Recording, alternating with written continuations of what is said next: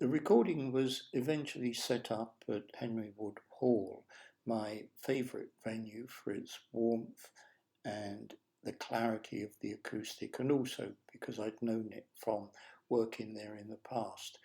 But the week before was also a couple of rehearsals with the conductor and pianist and also the choir.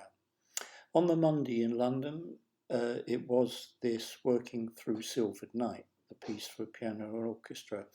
And I thought that was a wonderful meeting as I really saw and enjoyed firsthand a conductor and pianist putting the basics of the work together. And of course, my input was there as well, because it's tempi really that causes issues. For example, in recording, you could get 2 minutes of wonderful recording by an orchestra or the artists in general, but if the piece is just taken at completely the wrong tempo, for me that is, then that 2 minutes is wasted, and recording time is absolutely sort of vital down to the second, not only because of its expense, but just because one's got to fit items into what is effectively a short amount of time. So I particularly enjoyed that Monday meeting Mark and Hilary. On the Thursday, I again went up to London to a rehearsal of the choir to add my input.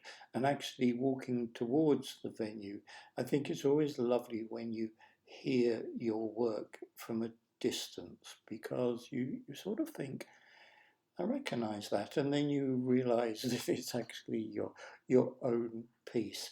You're not close enough to hear the detail or take any opinion on what's being done, but you just hear it in the background around the street, and that's a really lovely experience, as was working with the choir that evening.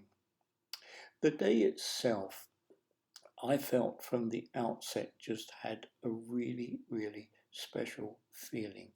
There was a warmth and collaboration and professionalism from everybody, which was just, I thought, terrific. Because in a way, from the composer's point of view, you've got over 100 people when the choir's in, sort of working on your music, and that's a really, really vital experience.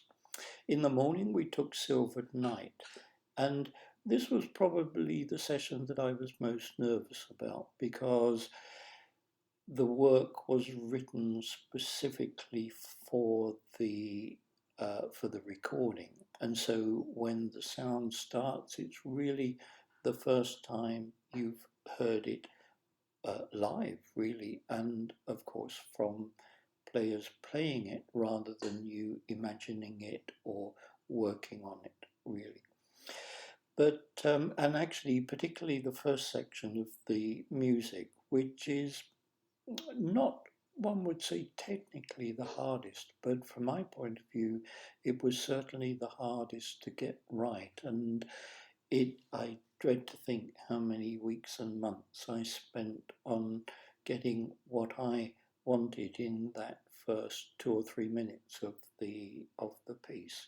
But it's funny how you relax at certain parts that you know are going to work, and there are others where you think, is that going to go? And it may be just a very large chord in the orchestra that you have spent, again, weeks working on the orchestration of it. Not only the vertical orchestration, but of course the linear, the horizontal um, aspects to it, because of course lines have to work both horizontally and vertically, and so you can get moments where you think, oh, I'm not quite sure. There are often aspects of balance as well that you worry about, and these are to some extent outside of your control, because whether you've got them right or wrong, it's then how they're interpreted, not only by the conductor but by the players. But fortunately these days, with the wonderful techniques of editing and mastering, you can do quite a lot of correction afterwards. So Silver Night went well, and in there were one or two short sections of solo piano music, and these were taken in the coffee break in the morning, and also Mark wanted to take some more versions of the short cadenza, which we were able to slip in the first part of the lunch hour, so that really went well. In the over lunch, then the choir arrives and the soloists arrive, and we get on to the Angry Garden, which I was much more relaxed about, I would say, because the work had been premiered way back in 2002 at St John Smith Square in support of the World Wildlife Fund, and I sort of obviously knew that I was happy with it. And actually, in saying that, when I was revising it into to 18 to 19, I was surprised actually how little needed changing.